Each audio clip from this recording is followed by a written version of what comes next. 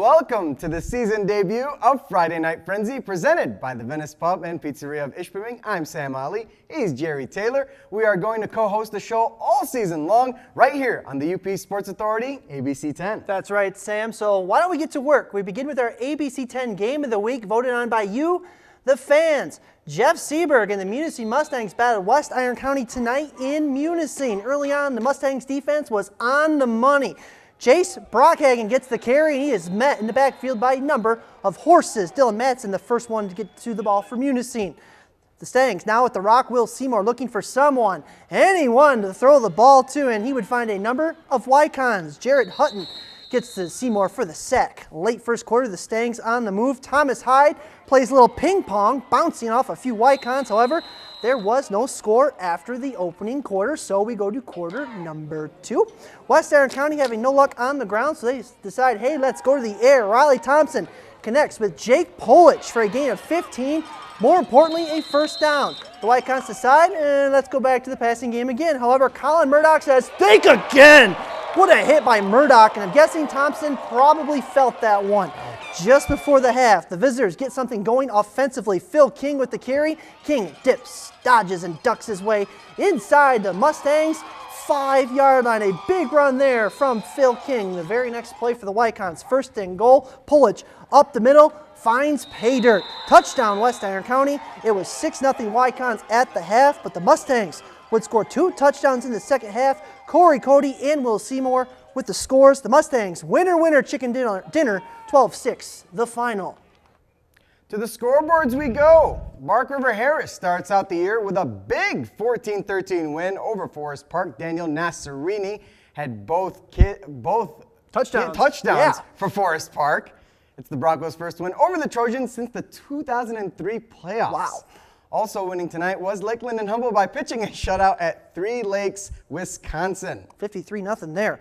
No score report tonight from North Dickinson. They were in Florence taking on the Bobcats. Newberry went below the bridge and took down Harbor Springs 28-6. So that means the Indians are 1-0 to start the season.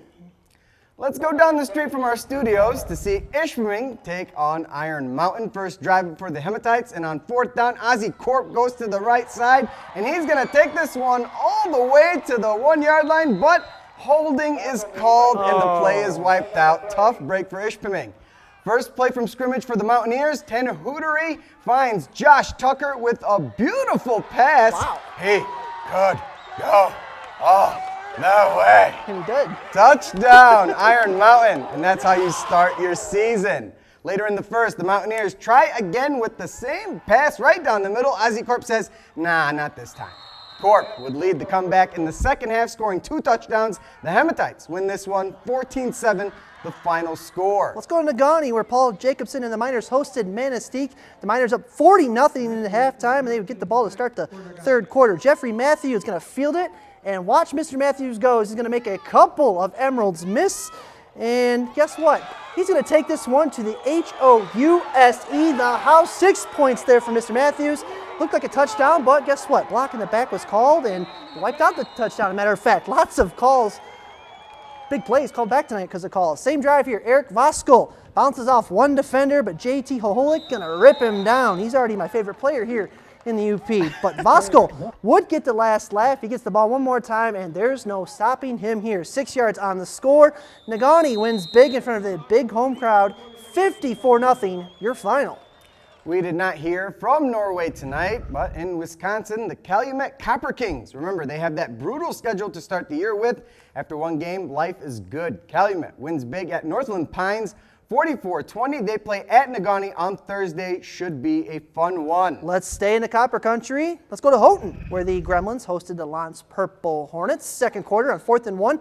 Casey Lenowich is going to come just short of the first down. The L'Anse D swarms for the stop. Later, the ball to the Purple Hornets. Quarterback Brandon Koski with the pitch and catch to none other than Brett Matson. That's good enough for 12 yards and a first down. 2 plays later, Koski going to air it out deep this time. Michael Anderson hauls it in, and he's headed to like to call the promised land. 39 yards in all, 6-0 L'Anse. And as you see, chest bump number 1, chest bump number 2. the celebration was on. There's number 3. The Purple Hornets going to keep it in the air here in the 2-point conversion as Anderson catches it once again. Lightning delayed this one a bit, but in the end, Lance, your winner, 8-6 over the Houghton Gremlins tonight. Let's go to Gwyn. Yes, Gwyn. Dion Brown and the boys taking on visiting Gladstone. First quarter, the Model Towners on the move. Devin Docks, his nickname should be Bowling Ball. Check this run out. Docks rumbles ahead for a first down. Later in the drive, Hunter Bachman from the 10-yard line, straight up the gut, and it's time to celebrate. Touchdown, Gwyn, 2-point conversion good, 8-0 Model Towners. For the Braves, Ben Schwalbach under center. With plenty of time, Schwalbach absolutely threads the needle. Wow. Jake Greenfield hauls it in for a Gladstone first down. The Braves didn't get on the board until the first quarter, but they tried to in the second. Schwalbach eludes the pressure, kind of like another number 4 that used to play for the green and gold. Schwalbach works his way deep into Gwyn territory.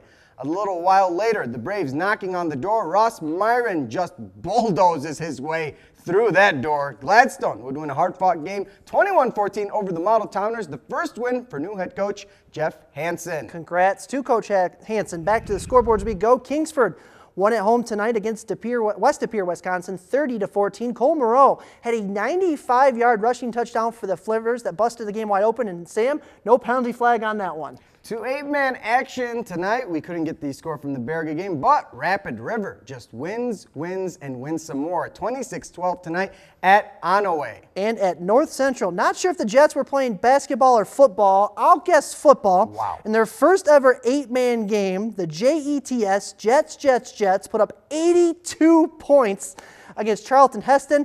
Those 82 points will most likely be more than the New York Jets will score all season long. Ouch. In Traverse City, Marquette had their hands full with St. Francis. Early on, the Gladiators with the ball. Jacob Klingelsmith plowing into the end zone, 7-0 St. Francis. Gladiators up 21-0 now in the second quarter. Joe Coates up top to Michael Hedgewald. St. Francis led by 4 touchdowns early. Marquette's offense didn't have much luck tonight. Scott Tripp decides to tuck it and run it, and he would be punished for picking up the first down. Frazier again gets the call, and he would bounce off a few more guys. St. Francis rolls over Marquette tonight, 42-0. Tough loss for the Redmen. Yeah, that's a tough one indeed. Scott Tripp running for his life there.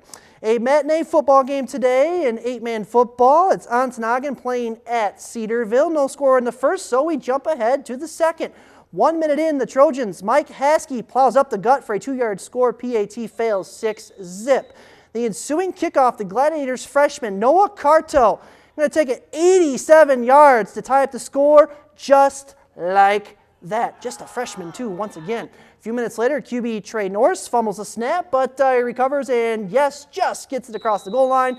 The Trojans, they roll over Ontonagon, 41-6. The final score. That was pretty fun. That was really fun. We should do this more like on the weekends too. Yeah, maybe next week at this time right here in the Frenzy? I think so. All right, so we'll see you next week for week 2. For Sam, I'm JT. Have yourselves a good night. Jimmy Kimmel is next right here on ABC 10. Enjoy the weekend, everyone.